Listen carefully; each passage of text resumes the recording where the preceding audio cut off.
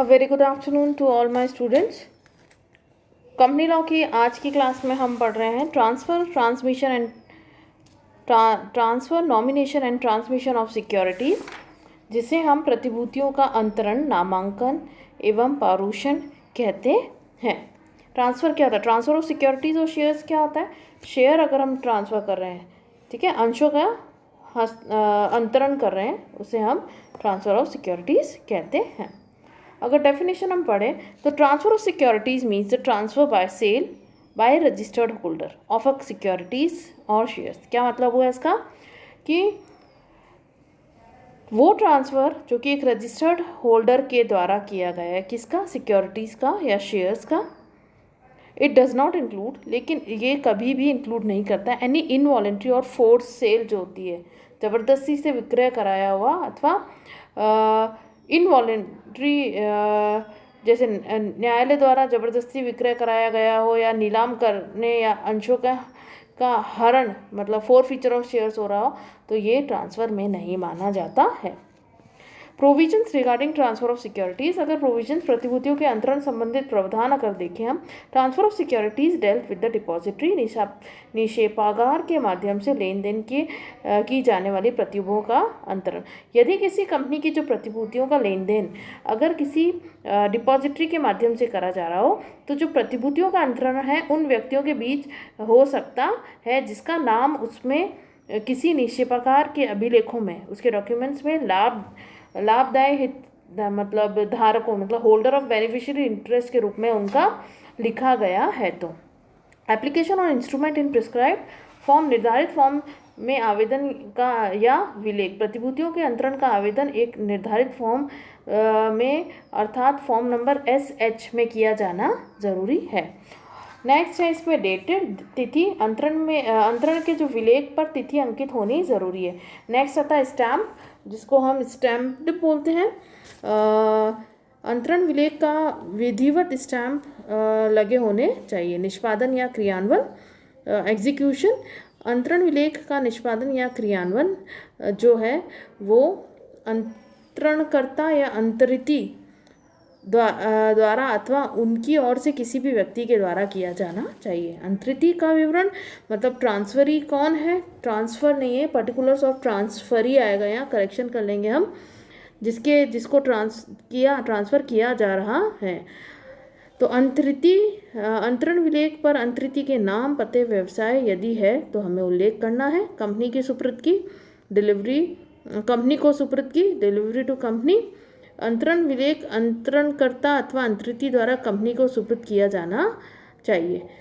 सुपुर्दगी का समय सीमा, delivery period, अंतरण विलेखों इसके निष्पादन की तिथि के 60 दिन के भीतर कंपनी के पास सुपुर्द किया जाना चाहिए। प्रमाण पत्र के साथ सुपुर्दगी, delivery along with the certificate, सुपुर्दगी जो है वो सर्टिफिकेट के साथ होनी चाहिए। विलेख खो जाने की दशा में, अगर विलेख खो जाते तो अभी हमने पढ़ा है कि इसकी दशा में यदि अंतरण विलेख खो जाता है, ट्रांसफ़र ये जो डॉक्यूमेंट खो जाता है अथवा निर्धारित अवधि में अंतरण विलेख कंपनी को सुपुर्द नहीं किया जाता, तो कंपनी क्षतिपूर्ति बॉन्ड व संचालक बोर्ड द्वारा निर्धारित शर्तों के साथ प्रतिभूतियों का अंतरण कर सकती है। Time limit, transfer of partly paid securities, हमने पढ़ा था फुल्ली पेड सिक्योरिटीज़ का ट्रांसफ़र होगा, लेकिन अगर ट्रांसफ़र पार्टली पेड का हो रहा है तो कभी कभी अंतरणकर्ता द्वारा जो पार्टली पेड ऑफ शेयर्स होते हैं वो ट्रांसफ़र किए जाते हैं। ऐसी दशा में कंपनी को उन प्रतिभूतियों के अंतरण करने से पूर्व अंतरिती के पास फॉर्म नंबर SH5 में ये सूचना भेजनी चाहिए कि ये पार्टली पेड ऑफ सिक्योरिटीज़ का ट्रांसफ़र किया जा रहा है, और अगर उसको कोई प्रॉब्लम है तो 2 हफ्ते का टाइम दिया जाता है। नेक्स्ट है transfer of securities of deceased person. प्रमाण पत्र जो है इसमें मृतक व्यक्ति की प्रतिभूतियों का अंतरण अगर हो रहा है तो उसका लीगल रिप्रेजेंटेटिव द्वारा किया जा सकता है वो। और इसमें पनिशमेंट है 25,000 से 5 लाख तक का है। एंड लायबिलिटी ऑफ डिपॉजिटरी, यदि किसी निक्षेपागार ने किसी भी व्यक्ति को धोखा देने के हिसाब से प्रतिभूतियों का ट्रांसफ़र किया तो उसके ऊपर धारा 447 के अधीन उसे दंडित किया जाता है। नेक्स्ट है restriction on transfer of securities. Restriction की अगर हम बात करें तो रिस्ट्रिक्शन को हम 2 पार्ट में डिवाइड करेंगे। देखिए टॉप पे लिखा है स्टैट्यूटरी रिस्ट्रिक्शंस, जिसको हम वैधानिक प्रतिबंध कहते हैं, और सेकंड आता है कंपनी के अंतर नियमों द्वारा प्रतिबंध, जिसे हम बोलते हैं restriction bye article of association of a company. Statutory restriction की अगर हम बात करें तो ऑलरेडी हम हमारी जो लास्ट चैप्टर्स जो हमने पढ़े उसमें हम पढ़ चुके हैं कि जो स्टैट्यूटरी रिस्ट्रिक्शंस हैं, क्या क्या ट्रांसफ़र ऑफ शेयर्स के ऊपर क्या क्या स्टैट्यूटरी रिस्ट्रिक्शंस लगाए जाते हैं, वो हम ऑलरेडी हमारी प्रीवियस चैप्टर्स में पढ़ चुके हैं। तो फिर भी हम एक बार देख लेते हैं। प्रतिभूतियों के अंतरण पर वैधानिक प्रतिबंध से तात्पर्य कंपनी अधिनियम के द्वारा लगाए गए प्रतिबंधों से है। इन प्रतिबंधों का उल्लेख हम पूर्व में जो चैप्टर्स हैं उसके अंदर कर चुके हैं। सेकंड आता है रिस्ट्रिक्शन बाय आर्टिकल। अब आर्टिकल क्या रिस्ट्रिक्शन लगाता है? Transfer of securities and shares के ऊपर। पहला पॉइंट हम देखते हैं कंपनी अधिनियम द्वारा लगाए गए प्रतिबंध, जिसको अपन बोलते हैं restriction impose by the companies act. Companies act ने जो भी रिस्ट्रिक्शंस लगा रखे हैं वो। सेकंड आता है कंपलसरी रिस्ट्रिक्शन, अनिवार्य प्रतिबंध जो लगाए गए वो सारे इसके ऊपर आएंगे। माइनर ट्रांसफरी, आवश्यक अंतरिति, कभी किसी भी कंपनी के अंतर नियम में आवश्यक के नाम में प्रतिभूतियों का ट्रांसफर पर प्रतिबंध हो सकता है, किंतु कंपनी पूर्वदत्त प्रतिभूतियों के को आवश्यक के अंतरिम अंतरित करने की छूट दे रखी है। तो अगर फुली पेड अप शेयर्स हैं तो वो करा जा सकता है, लेकिन गार्जियन के साइन होना ज़रूरी है। पर्सन ऑफ अनसाउंड माइंड, अगर कोई अनसाउंड माइंड का पर्सन है तो उसके ऊपर हम उसको रिस्ट्रिक्शन है, ट्रांसफ़र नहीं कर सकते।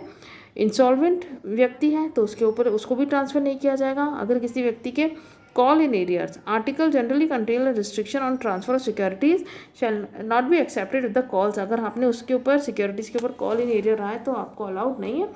लीन अगर है, इसको हम बोलते हैं ग्रहणाधिकार। अगर जो याचना इसके ऊपर कंपनीज आर्टिकल में grant the company a lien of shares held by the shareholders on certain grounds. In such a case, the company may refuse to transfer of shares if the transfer of shareholders is a debtor of the company. Next है consideration. Consideration की आप बात करें, company can not be, ऐसा नहीं हो सकता है कि आप किसी चीज़ की जगह उसको सिक्योरिटीज़ ट्रांसफ़र कर दो।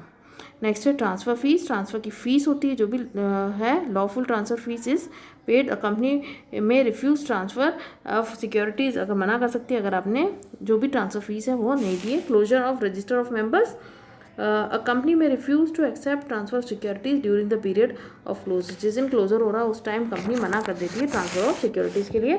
Next specimen signature, the company is bound to refuse to transfer of securities if the transferor signature, अगर ट्रांसफरर के सिग्नेचर मैच नहीं होते हैं स्पेसिमेन सिग्नेचर से तो वो मना कर सकती है। Instrument in respect of more than one class of securities, a company में रिफ्यूज़ टू ट्रांसफ़र सिक्योरिटीज़ अगर अलग अलग तरीके की सिक्योरिटीज़ हैं and any other ground.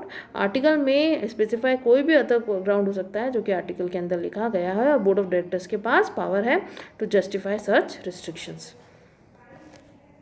Next आता है assignment. What is transfer of securities and shares से आप क्या समझते हैं? प्रतिभूतियों के अंतरण से आप क्या समझते हैं? प्रोविजंस क्या है इससे रिलेटेड, प्रावधान क्या बने हुए हैं कंपनीज एक्ट 2013 में, और अभी जो हमने पढ़ा है रिस्ट्रिक्शंस क्या है, statutory restriction and restriction bye article, आपको ये पढ़ना है। If you find any problem in this topic, you are free to ask me on WhatsApp group. Thank you so much.